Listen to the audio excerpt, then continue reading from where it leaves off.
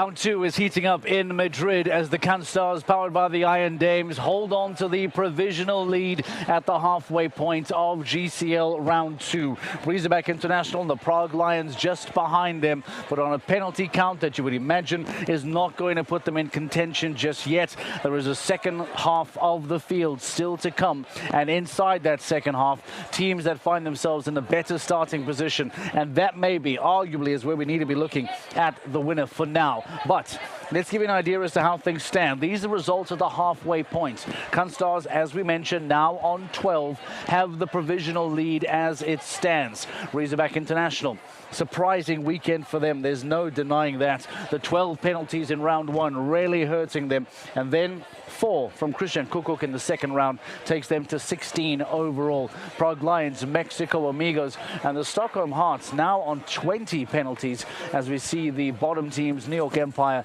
and Madrid in motion. What a surprise, what a disappointment for the home fans to see their team on 28 penalties. Scandinavian Vikings and unfortunately the Paris Panthers now making up the bottom half of the table. Speaking of Riesenbeck International, Marco Kutscher 4 in round 1, clear in round 2. Let's hear from Kutscher and get his thoughts on the overall performance of Riesenbeck International.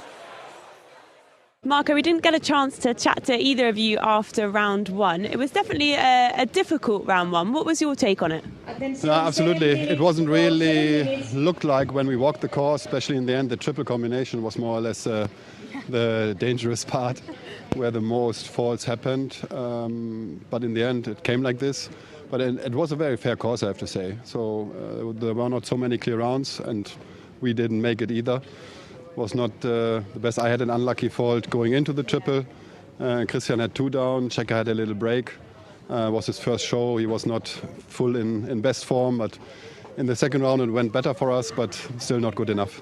Ludger said to me that the reason he doesn't change the horses in between rounds is because he often feels they go better when they are warmed up and they've managed to go into the arena. What are your thoughts on that? In my case, I have to say yes. I did it now twice in Mexico. I jumped the same horse 2 rounds. He jumped both rounds very good. And today the second round was even better than the first round. So actually he's right. But in the end, today was not the best day for us.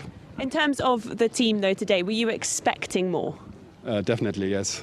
With these 2 horses in the team, normally yes. But that's how the sport is. And today others are better than we are.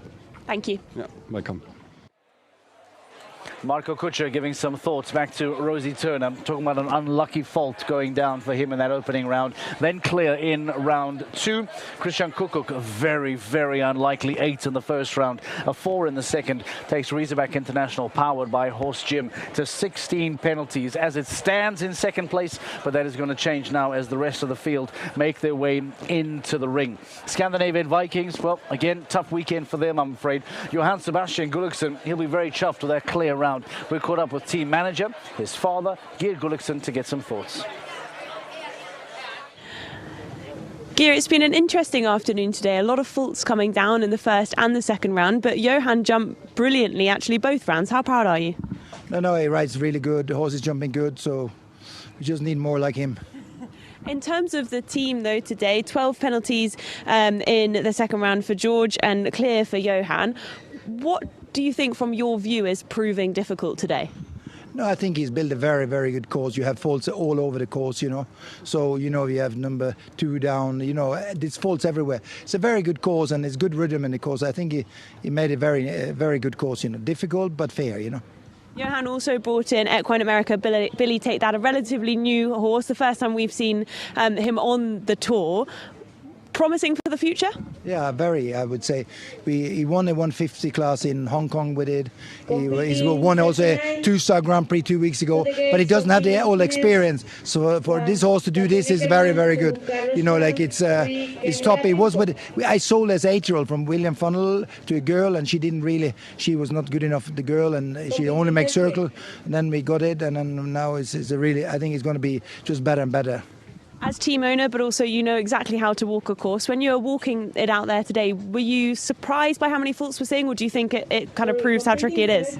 No, I think, Varela is a very, very good course designer, and he puts it on the edge, There's a lot of half distances, long, a little bit short, it's all little bit things, And, when you ride such a long course, that if you're not precise, you will have your faults, Listen, well done to the team today. I know it was probably not the result you wanted, but well done. No, but it's also, for Jorge Mate, he needs to do these rounds to get experience, We are happy with him. Well done. Thank you. Geir Gulliksen excited of the future for a young horse that Johann Sebastian Gulliksen, brought in that opening round, and Billy Take That. Also complimentary of his son's Clear in that second round. I hear the bell, which means that we're getting ready for the action to continue here. Global Champions League round 2, live from Madrid. Plenty more to look forward to. We now get into the second half of the field. Tropez Pirates are the next team in. They are one of the teams on 8. They'll be followed by the Monaco Comets on 5. Then come the teams on 4 and the double clear. So let's head back for the start. Tropez Pirates in the ring next. So here he goes, starting on 8 after the first round.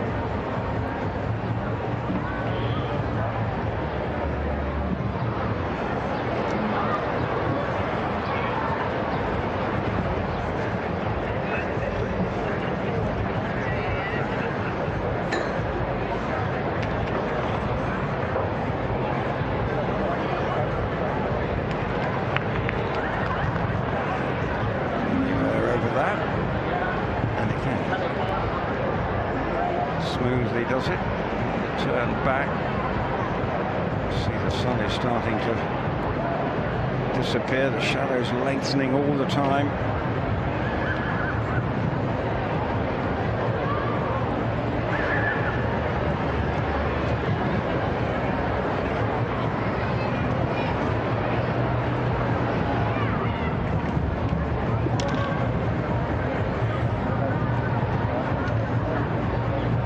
Two to go. This is good. Just keeping an eye on the time. It should be all right. 78 is the mark, and he does go clear. That's a really good effort. Well done, Tom Watchman. Goes clear for his team, the Tropez Pirates, and that really, he can take great comfort from that, because there was nothing wrong with that. Tropez Pirates currently in 12th, but this can easily see them move up the standings with that round. Never looked like having a fence down. It was plenty of composure in that one, and reasonably quick. 75.13. Cian O'Connor there leading the applause. And next up, Mariano Martinez Bastida, representing the Tropez Pirates. He's on Origi van Geven, coming through.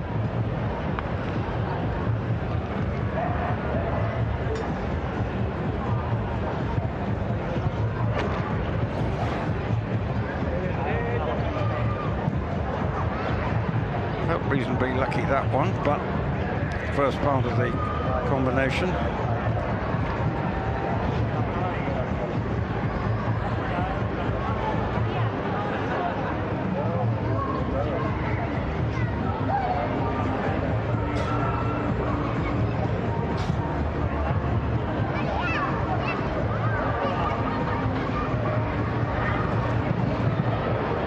Looking for the first double clear of this second round. What a good performance it would be from Tropez Pirates, and can he just felt he had to reach for that, but he's all right.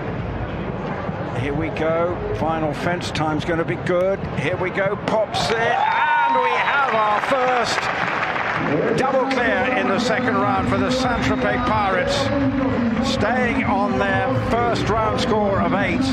That was terrific from both Tom Watchman, the young Irish rider. A fantastic double clear from the Tropez Pirates. Is that enough to maybe sneak them onto the podium if fences fall later in the night? Fantastic from Tom Watchman and Mariano Bastida, both clear in round 2 as the Tropez Pirates now stay on their count of 8 penalties. The Monaco Comets, powered by the Iron Dames, Jean Sadran and Jonas Spray coming up next. If you want to join us, if you want to see what's happening live from Madrid for the rest of Global Champions League round 2, sign up for your GCTV Live Pass and come and join us in Madrid for GCL action.